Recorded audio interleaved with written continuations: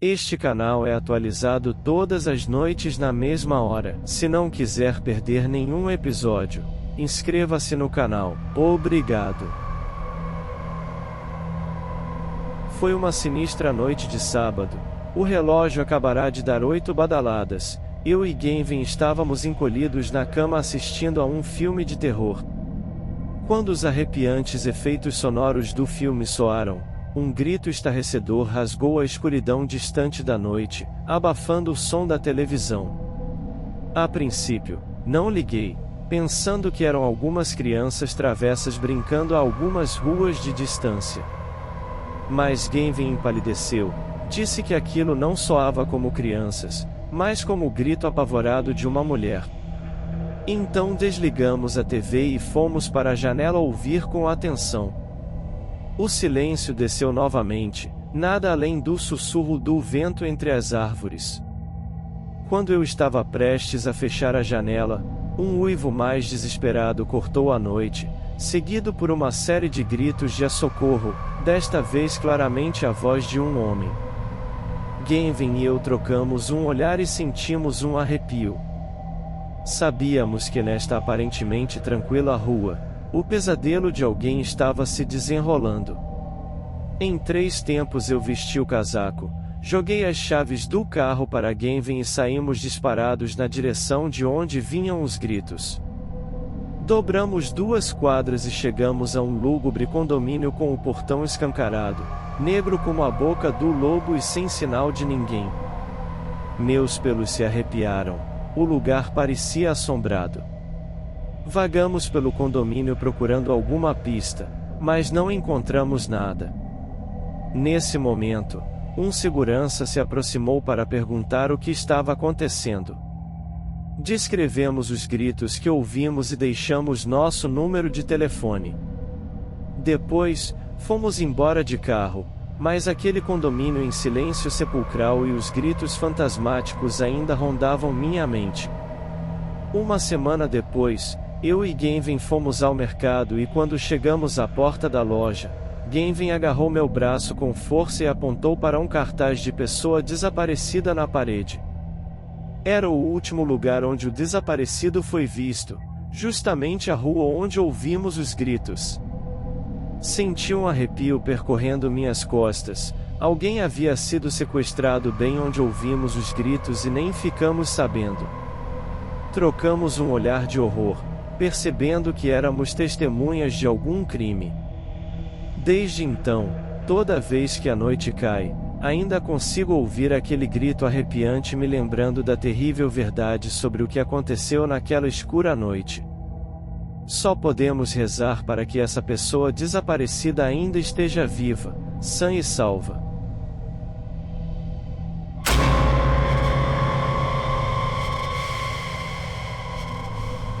Eu sou o Jake, um gerente regional.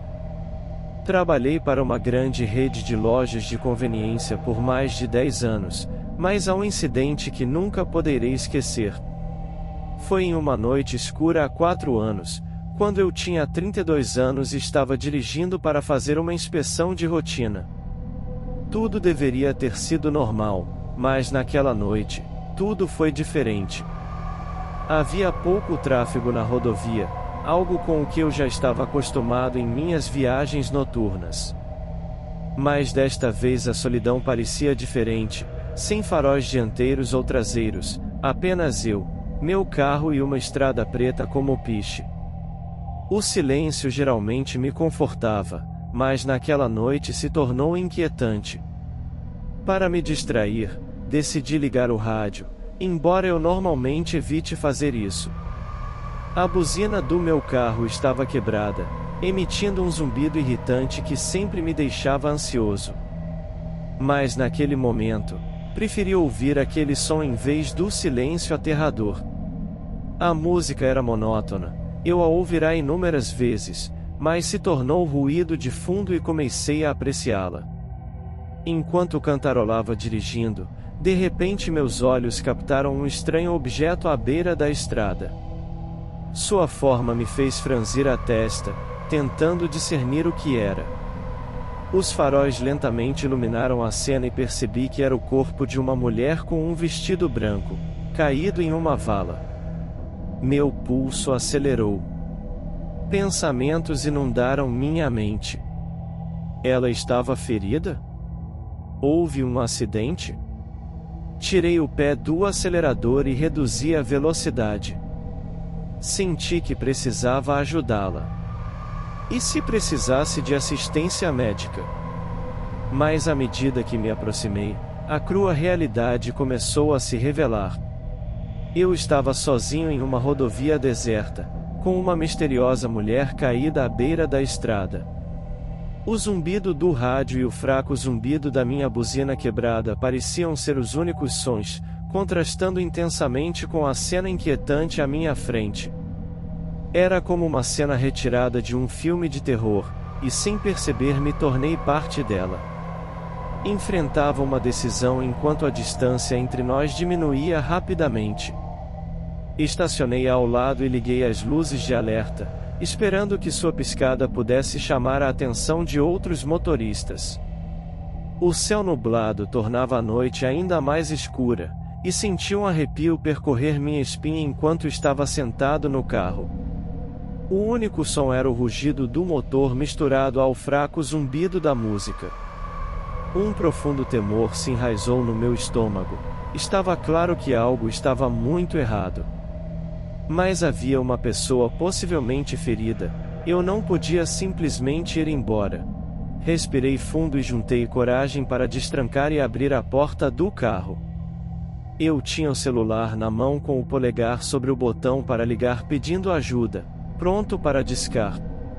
Enquanto caminhava cuidadosamente em direção à mulher imóvel, o vento frio da noite cutucava minhas bochechas. Cada passo parecia uma eternidade e a sensação de apreensão aumentava. Aproximando-me, pude ver mais detalhes. Seu vestido branco estava manchado e rasgado em algumas partes, com os cabelos cobrindo seu rosto. Não conseguia discernir se ela estava respirando. Hesitei, sem saber o que dizer. Talvez um simples "você está bem" seria o suficiente. Mas antes que eu pudesse pronunciar uma palavra, tudo aconteceu muito rápido. A mão da mulher de repente se esticou e agarrou meu tornozelo com uma força férrea. Quase sem tempo de reagir, vi sua outra mão emergir segurando uma pequena faca. O pânico tomou conta de mim e tentei me soltar, mas ela era rápida demais. Uma pontada ardente em minha panturrilha confirmou meu pior temor. Ela havia me esfaqueado. A dor foi aguda e instantânea. Com toda minha força sacudi a perna e senti sua mão se soltar. Minha mente estava frenética. Eu sabia que precisava voltar para o carro, que devia escapar. Mas cada passo era um lembrete da dor em minha panturrilha. Correr era impossível. Eu mal conseguia mancar, ainda atormentado pelo choque e dor. Consegui abrir certa distância entre nós, avançando desesperadamente em direção ao meu carro. Mas a situação não melhorava, pelo contrário, piorava. A mulher agora havia se levantado e começou a gritar uma palavra, ecoando na fria noite e rápido. Sua voz era aguda e desesperada, como uma pessoa à beira da loucura. O que aconteceu em seguida gelou meu sangue. Do bosque ouvi passos inconfundíveis, não de uma pessoa, mas de um grupo inteiro. Eles se aproximavam rapidamente, não muito longe de onde eu estava. Minha mente trabalhava freneticamente, tentando entender a situação. Quem eram eles?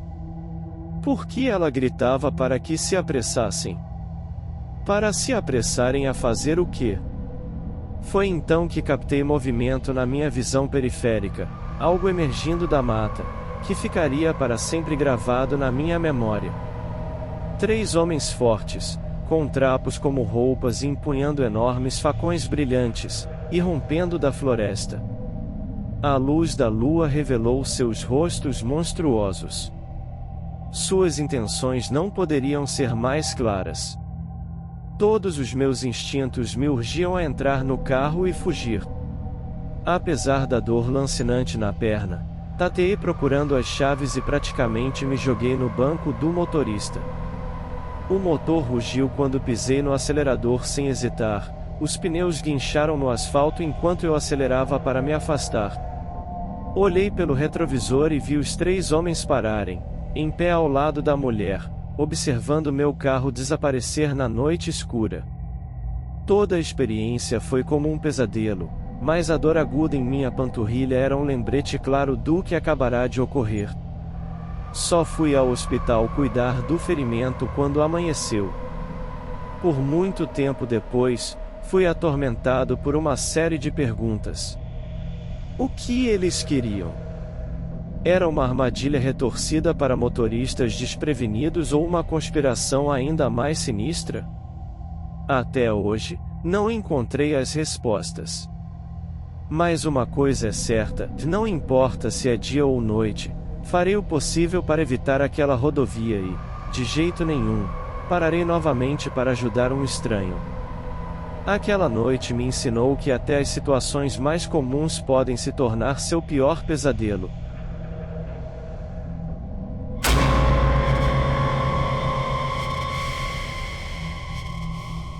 Naquele ano eu tinha apenas 14 anos, estava na idade desconfortável da rebeldia adolescente. Todas as tardes depois da escola, eu gostava de explorar o valeto de drenagem atrás da minha casa, apesar da minha mãe sempre me advertir para não ir. Morávamos no interior, tínhamos 2 acres de terra baldio cercados por colinas e com poucos vizinhos. Naquele dia, como de costume, voltei do valeto e andei pela nossa velha entrada de carros. Foi então que notei um enorme caminhão branco aproximando-se lentamente da colina, com suas luzes piscando uma sinistra luz laranja.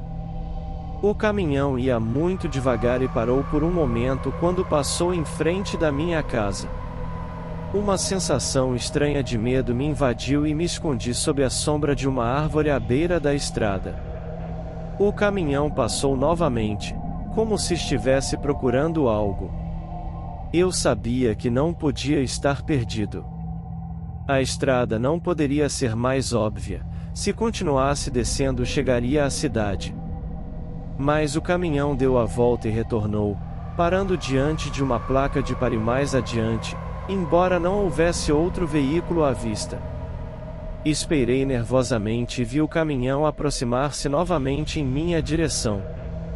Ele abaixou a janela devagar e surgiu o rosto de um homem calvo de meia idade. Eu sabia que talvez ele não pudesse me ver claramente, mas eu via ele sim. Um arrepio percorreu minhas costas. Escabuli-me de volta para casa, rezando para que isso fosse apenas minha imaginação.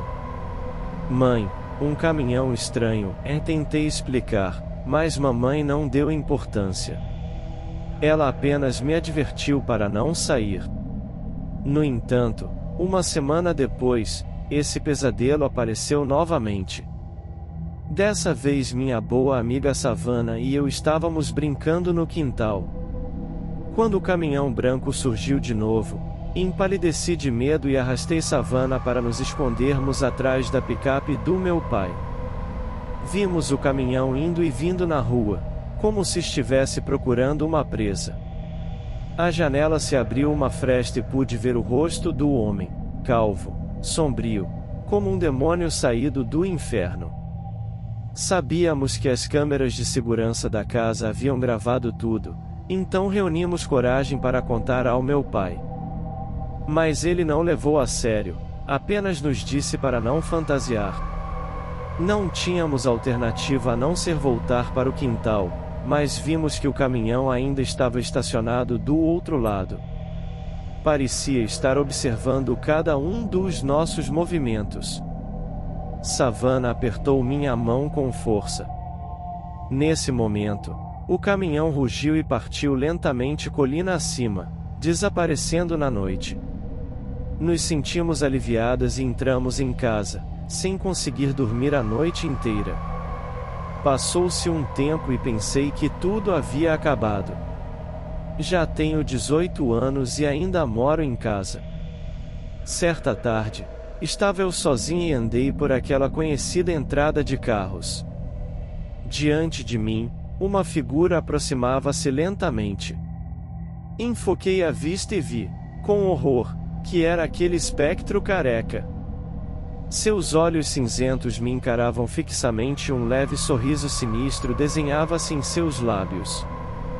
Recuei e naquele momento luzes de um caminhão iluminaram. Ouvi o rugir do motor e a luz alaranjada ficou mais e mais brilhante. Dessa vez, soube que escapar era impossível.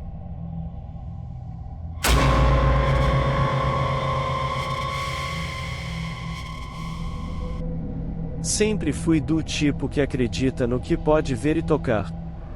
Fantasmas, almas e outras existências sobrenaturais já se manifestaram na minha vida. Tenho 42 anos, divorciado, com 2 filhos incríveis. Depois do divórcio, consegui um trabalho como faxineiro noturno para pagar as contas e evitar pagar babá. Era um antigo prédio de escritórios no centro da cidade que já abrigou um banco, uma biblioteca e outros usos ao longo de sua longa história. Hoje em dia, startups de tecnologia e escritórios de advocacia alugam o espaço após tantos anos. Tudo parecia bastante rotineiro na primeira semana no trabalho. Apesar da antiguidade, o prédio estava bem conservado. Meu trabalho consistia em limpar banheiros, aspirar pisos, esvaziar lixeiras e ocasionalmente consertar algum aparelho de iluminação defeituoso. O lugar era amplo e os longos e silenciosos corredores às vezes me davam arrepios, mas nada sobrenatural, apenas algumas aparições ocasionais de ratos. Mas uma noite, tudo mudou. Foi uma quinta-feira à noite. Acabará de terminar a limpeza do quarto andar e decidi descansar um pouco em um escritório vazio e abandonado.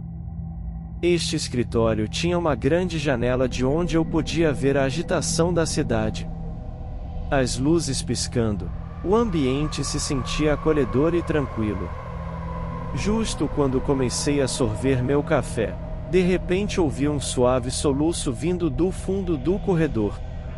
A princípio não dei muita atenção, pensei que poderia ser um vazamento ou o som do vento lá fora, mas quando ouvi com atenção não pude negar que era o som de alguém chorando.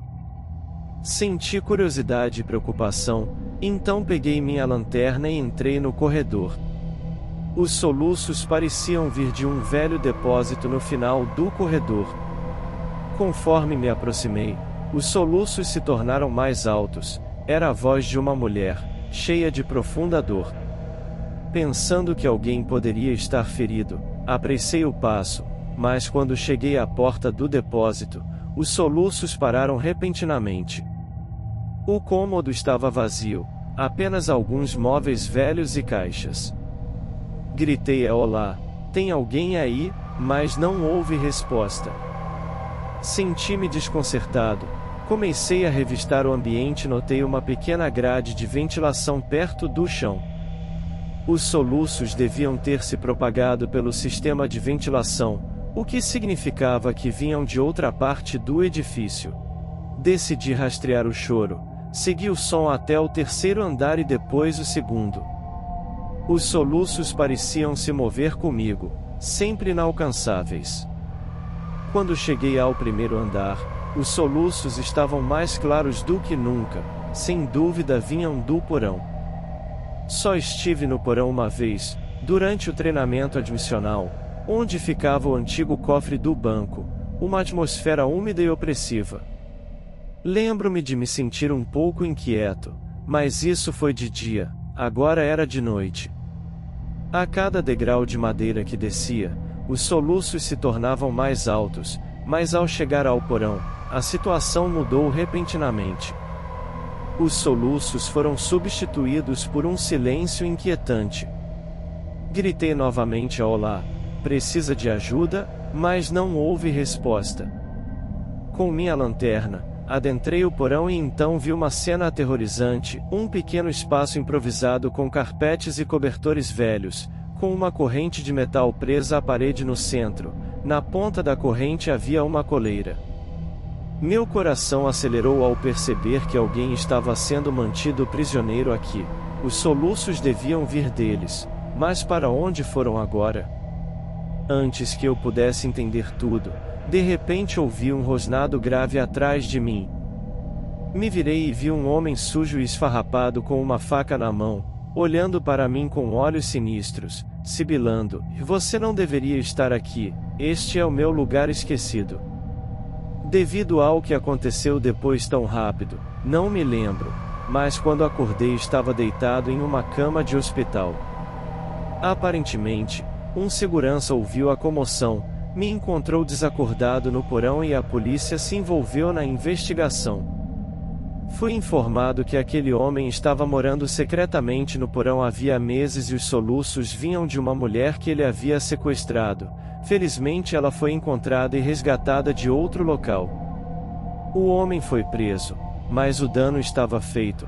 O terror daquela noite de pesadelo permanecerá no fundo do meu ser para sempre. Quanto àquele prédio, nunca mais pisei nele. Os dias após aquele incidente são nebulosos, os depoimentos da polícia, as sessões terapêuticas e as noites de insônia. Sempre que fecho os olhos vejo aquele porão, ouço aquele choro, sinto o olhar gélido daquele homem com a faca. O trauma deixou cicatrizes incuráveis no meu espírito. A cidade está repleta de lendas sobre esta história de terror. Ao que parece, aquele homem costumava ser um funcionário de uma das empresas de tecnologia do prédio.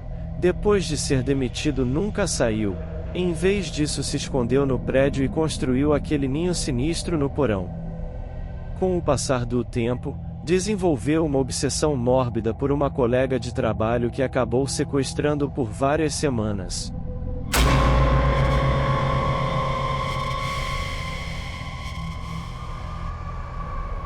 Isso aconteceu no meio do verão, há uns 2 ou 3 meses. Eu sou dendrólogo. As pessoas geralmente nos chamam de cirurgiões de árvores. Basicamente, nosso trabalho é cuidar de árvores, plantando árvores novas, transplantando árvores velhas, podando, removendo folhas secas e galhos, enfim, somos cuidadores de árvores. Um dia, recebi a tarefa de ir a um pequeno parque diagnosticar uma árvore especial. Esta árvore ficava perto da trilha principal e várias pessoas já haviam reportado sua condição para o governo do condado. Então meu chefe entrou em contato comigo e me enviou para inspecionar e relatar a situação. Por volta do meio-dia, cheguei ao parquezinho, com o sol brilhando alto no céu azul, derramando sua luz dourada e quente. Enquanto me aproximava da árvore problemática, o parque em si era lindo e agradável, com toda a sorte de árvores e arbustos.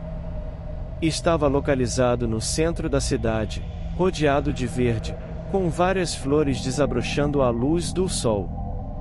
Apesar de tanta beleza, não havia muitos visitantes, talvez houvesse mais coisas a se fazer sob o sol escaldante. Depois de caminhar um tempo, finalmente cheguei à árvore. Ela se erguia alta em uma pequena colina. Ao me aproximar, imediatamente vi qual era o problema. As folhas originalmente verdes agora pareciam opacas e sem vida, alguns galhos pareciam frágeis e murchos, e a casca exibia sinais ominosos de putrefação. Peguei meu caderno e comecei a registrar minhas observações e pensamentos iniciais. Esta árvore problemática era um velho carvalho, seu tronco tortuoso contava a história de décadas de crescimento e fortaleza. Os visitantes do parque claramente gostavam dela, podiam-se ver bancos desgastados sob sua sombra. Enquanto continuava examinando a árvore, estava completamente focado na tarefa, tentando determinar a causa do mal-estar da árvore. Justo quando me ajoelhei para inspecionar a base da árvore, perto das raízes, senti que algo estava errado, como se o ar tivesse parado repentinamente. Então, um estranho silêncio envolveu todo o parque. Meu coração começou a bater freneticamente. Uma onda de medo repentino inundou minha mente. Olhei em volta tentando achar algum sinal em comum. A princípio pensei que estava sendo paranoico ou que minha mente estava me pregando uma peça. Então, ouvi uma batida suave e regular, como se algo ou alguém estivesse se aproximando. Lentamente me levantei, com o coração acelerado. A batida ficou cada vez mais forte, ecoando pelo parque. O pânico começou a me inundar quando percebi que o som apenas se aproximava mais e mais. De repente, vi. Um homem estava parado na minha frente, a apenas alguns metros de distância. Eu deveria ter me sentido aliviado por ver outra pessoa, mas sua aparição estava carregada de uma estranha atmosfera. Não conseguia ver seu rosto claramente porque sua cabeça estava em uma posição antinatural, olhando levemente para o céu. Mas pelo que pude ver, seu rosto parecia estranhamente esquisito, como se uma inteligência artificial estivesse tentando simular um rosto humano, ou como quando tenta lembrar o rosto de alguém de um sonho. Tentei falar, dizer a olá, ou a posso ajudar você, ou a o que você precisa, mas por mais que tentasse, minha boca não emitia som algum. O medo me deixou paralisado no lugar, um medo primitivo, como o que uma presa sente diante de um predador. Não conseguia dizer ou fazer nada, apenas ficar lá olhando para ele. Depois de talvez um minuto, o homem começou a falar, sua cabeça ainda voltada para o céu, mas as palavras que saíam soavam todas erradas. Ele continuava repetindo as mesmas frases desconexas, sua voz trêmula e rouca. Não lembro especificamente o que ele disse, mas frases como "a socorro", "o que você quer", ali ficaram gravadas na minha mente. Mas a maneira como ele as dizia estava toda errada, com erros de pronúncia, voz entrecortada e tom estranho.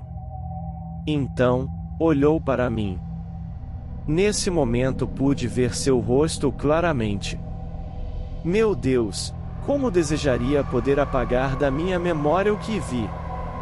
Seu rosto estava completamente deformado, mas o mais chocante foram seus olhos. Não tinham vida, como se as partes da íris e da pupila tivessem desaparecido. Não consigo descrever melhor com palavras.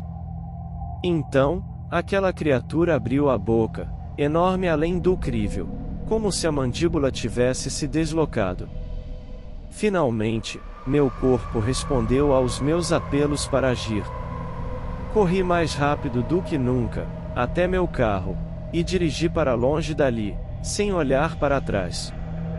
Levou um tempo até que pudesse me acalmar. Escrevi um relatório casual sobre a árvore e terminei o trabalho daquele dia. Ainda sou dendrólogo, mas desde então evito tarefas que requeram trabalhar sozinho.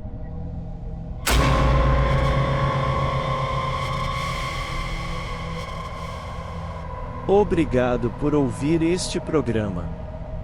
Se você gosta do meu canal, por favor se inscreva, dê um like e compartilhe com seus amigos. Até amanhã à noite.